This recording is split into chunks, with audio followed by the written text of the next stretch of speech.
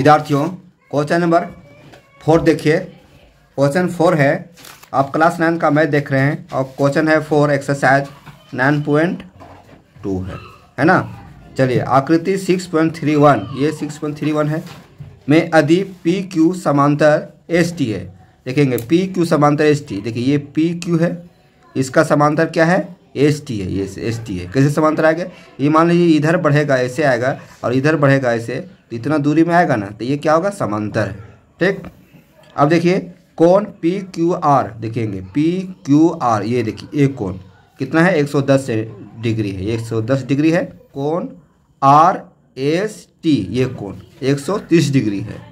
ठीक है, तो कोण क्यू आर एस ये कोण हमको ज्ञात करना है। ठीक, या संकेत दिया है बिंदु आर से होकर एस टी समांतर एक रेखा खींचिए। बिंदु आर कौन है, देखिए ये बिंदु आर है, ये एस टी का समांतर, ये एस टी में इसका समांतर हमको रेखा खींचना है, इसका समांतर। चलिए खींचते हैं, चलिए खींच दिए, ये खींच दिए, ये रेखा खींच दिए। अब यहाँ देखेंगे तो ये हम इसको क्या बनाए, रचना बनाए हैं, है ना। इसको क्या किए, रचना किए। तो हम यहाँ लिखेंगे रचना लिखेंगे। क्यों रचना करेंगे, क्योंकि जो यह जो किए हैं सो लिखेंगे। क्या लिखे हैं, बिंदु आर से होकर एस टी के समांतर एक रेखा खींचा, है ना। नाम रखना पड़ेगा, तो इसको नाम रखते हैं, इसको रखते हैं एक्स और इसको नाम रखते हैं वाई। तो एक्स वाई जो समांतर रेखा किसका है, एस टी के समांतर, ये और इसका है ना। तो इसको लिखेंगे कि आर से जो खींचे रेखा वो एस टी के समांतर है ना। आर से एस टी के समांतर रेखा खींचा, ठीक है। तो इसलिए क्या हो जाएगा, देखेंगे एक्स वाई, तो एक्स वाई है ना, एक्स वाई किसका समांतर है, एस टी का, ठीक है। तो ये समांतर हुआ, एस टी समांतर है। और जो पहले जो यहाँ दिया हुआ है पी क्यू समांतर एस टी है ना, पी क्यू, देखिए ये पी क्यू समांतर किसका है, एस टी। कैसे समांतर है, मान लीजिए ऐसे ऐसे डॉट आगे तक ले जाएंगे और ये आगे तक आएगा ऐसे ऐसे, तो क्या हो जाएगा, इसका ये समांतर है ना, तो वही पी क्यू समांतर एस टी है। ठीक है, तो ये समीकरण 1 मान लेते हैं, ये समीकरण 2 मान लेते हैं। अब यहाँ देखेंगे कि इस दोनों में कॉमन क्या है कि एक्स वाई किसका समांतर है, एस टी का समांतर है। पी क्यू किसका समांतर है, एस टी का। यहाँ देखेंगे पी क्यू है, देखेंगे पी क्यू किस समांतर है, एस टी का, और एक्स वाई किसका समांतर है, एस टी का। तो यहाँ क्या लिख सकते हैं, पी क्यू बराबर एक्स वाई, ये दोनों भी बराबर है। क्यों, ये दोनों भी समांतर है, एक्स वाई और पी क्यू, मतलब ये देखिए ये यहाँ पर, यहाँ देखिए ये समांतर है ना। इसको एक्स वाई समांतर पी क्यू है ना, एक्स वाई समांतर पी क्यू, चाहे पी क्यू समांतर एक्स वाई, एक ही बात आया। तो ये हो जाएगा समीकरण 3 हो जाएगा। ठीक है, यहाँ कह रहा है कि कोण पी क्यू आर बराबर 110 डिग्री और कोण आर एस टी बराबर 130 डिग्री। इसको बढ़िया से देखेंगे, कोण क्या कर रहा है, कोण अब लिखेंगे क्या है, कोण आर एस टी, देख रहे हैं ना, कोण आर एस टी प्लस कोण एस आर वाई। देखेंगे कोण आर एस टी, आर कहाँ है, आर एस टी, ये कोण, ठीक है। कोण आर एस टी प्लस कोण एस आर वाई, कोण एस आर वाई, ये कोण। तो ये कोण क्या हो रहा है, ये कोण ऐसे ले जाएंगे ऐसे, तो क्या हो जाएगा, ये कोण और ये कोण दोनों मिला देंगे, ये दोनों कोण जो है दोनों जोड़ेंगे तो ये सीधा आ जा रहा है, तो 180 डिग्री आएगा ये, है ना। तो 180 डिग्री आएगा, तो लिखेंगे 180 डिग्री। तो 180 डिग्री आएगा किस कारण होगा कि एक ही ओर अंतःकोण, मैंने ये यहाँ से आया तो इसका इधर और इसका इधर एक ही तरफ है, तो इसको बोलते हैं अंतःकोण। मतलब लिखेंगे एक ही ओर अंतःकोण। ठीक है, देखिए कोण आर एस टी, तो कोण आर एस टी दिया हुआ है यहाँ पर, कितना दिया हुआ है, 130 डिग्री, है ना, प्लस इसका मान हमको नहीं पता है, तो कोण एस आर वाई, कोण एस आर वाई बराबर 180 डिग्री। अब देखेंगे कोण एस आर वाई निकालेंगे तो 130 उधर चला जाएगा, तो 180 में से 130 घटा देंगे तो कितना हो जाएगा, कोण एस आर वाई बराबर 50 डिग्री हो जाएगा। क्या हो जाएगा, 50 डिग्री। अब आगे देखिए यहाँ पर ये तो 50 डिग्री निकल गया। अब देखेंगे यहाँ पर, यहाँ क्या बताए हैं, यहाँ पर बताए हैं, यहाँ देखिए समीकरण तीसरा क्या है, एक्स वाई समांतर पी क्यू, एक्स वाई समांतर पी क्यू है ना, बराबर क्या है, तो यहाँ लिखेंगे एक्स वाई समांतर पी क्यू, ये क्या है, समीकरण तीसरा जो है, समीकरण तीसरा से लिख सकते हैं, समीकरण तीसरा से ये कहता है एक्स वाई समांतर पी क्यू। यहाँ देखिए कोण पी क्यू आर और क्यू आर वाई, ये कोण और ये कोण क्या हो जाएगा, एकांतर कोण है ना। एक कोण और एक कोण क्या कहलाता है, एकांतर कोण। कोण पी क्यू आर और बराबर कोण Q R Y, P Q R और कोण क्यू आर वाई, ये एकांतर कोण हुआ। तो एकांतर कोण क्या होता है, बराबर होता है। क्या होता है, एकांतर कोण। एकांतर कोण क्या होता है, बराबर, मतलब कि ये कोण 110 डिग्री है तो ये भी क्या निकलेगा, 110 डिग्री निकलेगा। कैसे, एकांतर कोण के कारण, है ना। ये कोण और ये कोण एकांतर कोण है, इसलिए ये कोण जितना है उतना ये कोण निकलेगा, तो 110 डिग्री निकलेगा। तो दोनों 110 डिग्री होगा, मतलब ये 110 डिग्री है तो ये 110 डिग्री ये भी होगा, है ना। तो यहाँ लिख सकते हैं कि कोण पी क्यू आर बराबर कितना है, देखेंगे कोण पी क्यू आर बराबर कितना है, 110 डिग्री। तो आपका यहाँ लिख दीजिए 110 डिग्री बराबर कोण क्यू आर वाई, या लिख दीजिए कोण क्यू आर वाई बराबर 110 डिग्री। लेकिन हमको मान निकालना है क्या चीज़ का, कोण क्यू आर एस का, है ना, इसको भी ध्यान में रखना है।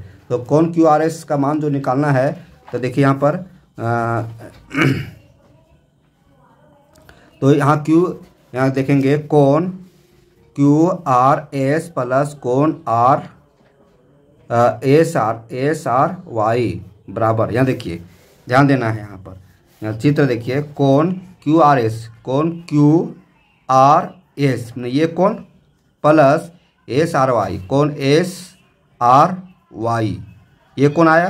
तो दोनों ये जो कोण है वो क्या है, 110 डिग्री है, 110 डिग्री। यहाँ समझे, यहाँ देखिए क्यू आर एस देखेंगे, यहाँ क्यू आर एस 110 डिग्री, और इधर से चलेंगे एस आर क्यू, तो ये भी 110 डिग्री आया।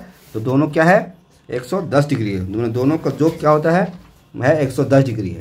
अब देखेंगे यहाँ पर कोण क्यू आर एस, है ना, प्लस एस आर वाई हम निकालें, यहाँ पर देखेंगे एस आर वाई कितना निकला है, 50 डिग्री। तो यहाँ पर 50 डिग्री बैठाएंगे बराबर 110 डिग्री। कोण क्यू आर एस बराबर 50 उधर ले जाएंगे, 110 में से 50 घटा देंगे तो कितना आएगा, कोण क्यू आर एस बराबर कितना हो जाएगा, 60 आएगा, 60। तो 60 ये आंसर हुआ। क्यू आर एस देखिए यही मान हमको निकालना था ना, कोण क्यू आर एस देखेंगे यहाँ कोण क्यू आर एस यही मान निकालना था। इस तरह से चौथा क्वेश्चन बन गया। क्वेश्चन नंबर छठा देखिए, क्वेश्चन नंबर छठा है आकृति 6.33। ये आकृति 6.33 है, आपको आकृति को बढ़िया से देखकर समझना है। आकृति 6.33 ठीक है।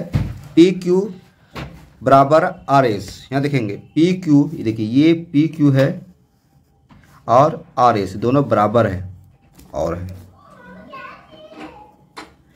आकृति में पी क्यू और आर एस दो दर्पण है। दर्पण मतलब होता है शीशा, ये दर्पण है, ये ऐसे ऐसे दे देंगे तो दर्पण हो गया। इधर काला किया हुआ है, इधर भी इसको कलर किया हुआ है, तब ना दिखेगा। तो दो दर्पण हुआ, ये दर्पण और ये दर्पण, दर्पण नंबर 1 दर्पण नंबर 2 ठीक है।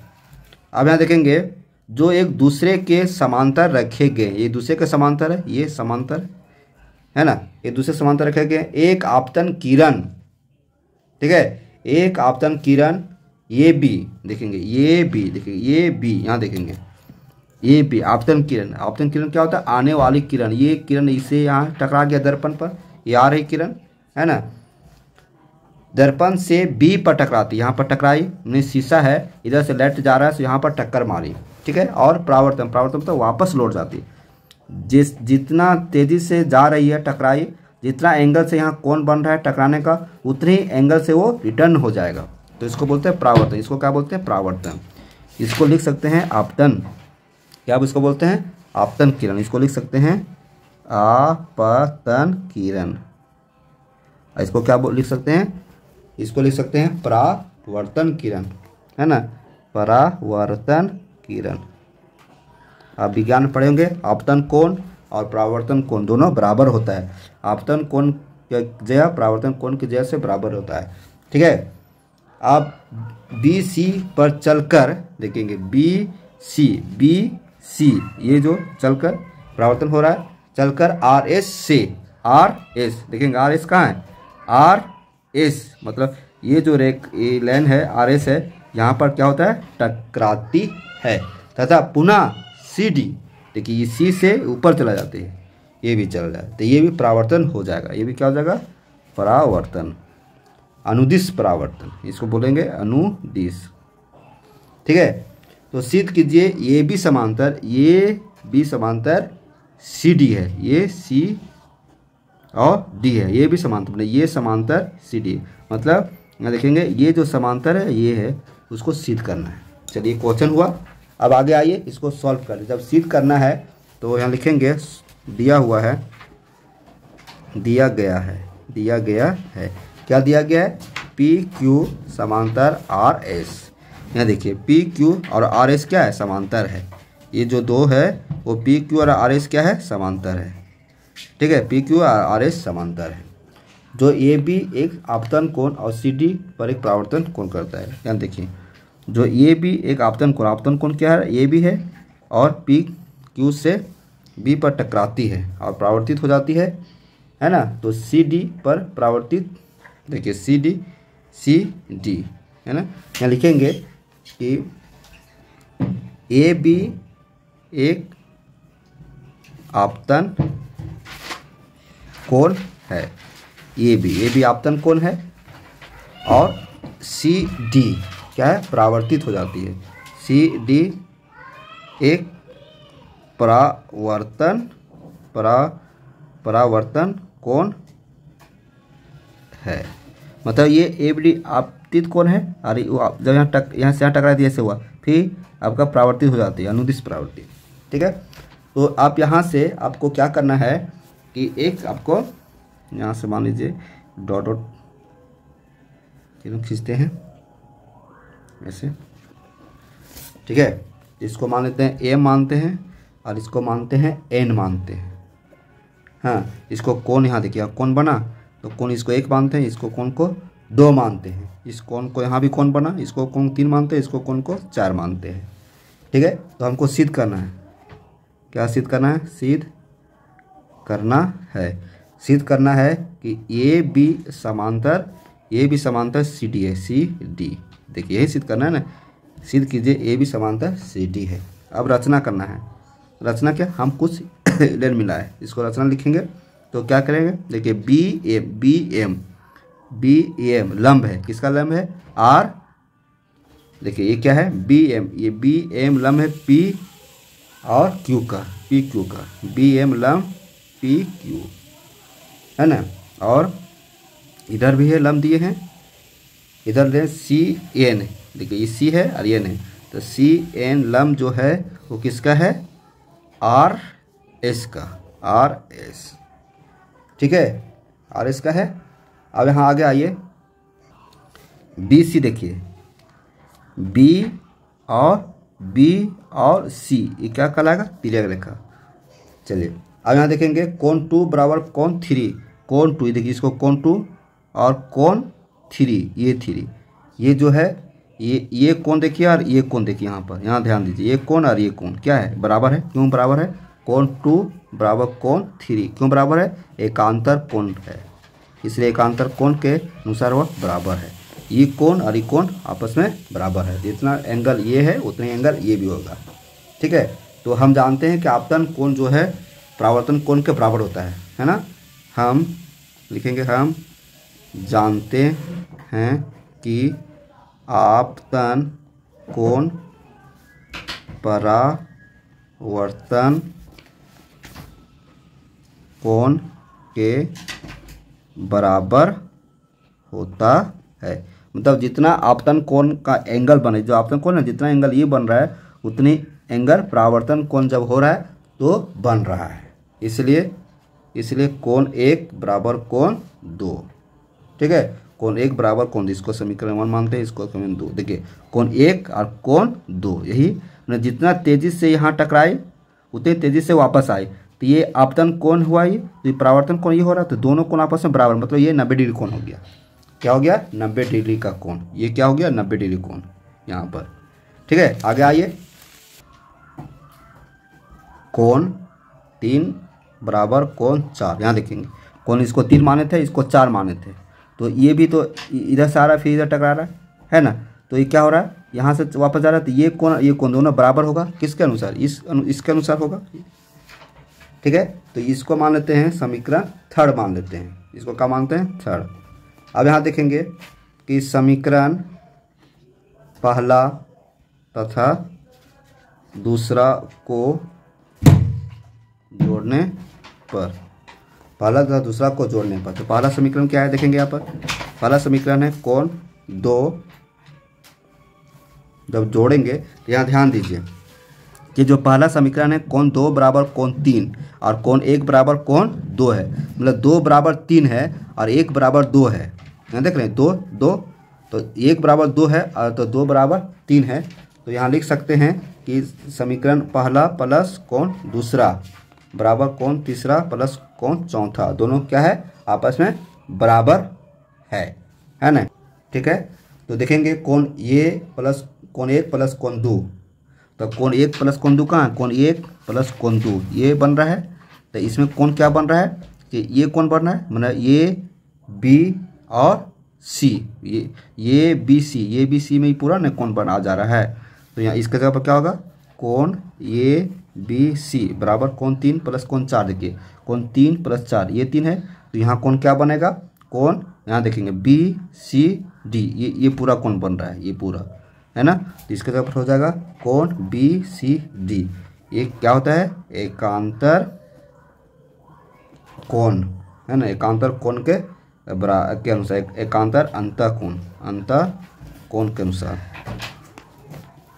इसको आगे आइए, तो कोण ए प्लस कोण ये बी सी है, तो ये बी सी क्या हो जाएगा? ये बी के समांतर हो जाएगा, इसलिए ये बी समांतर सी डी, ये प्रूफ है ना, ये बी समांतर सी डी, इसलिए ये समांतर है।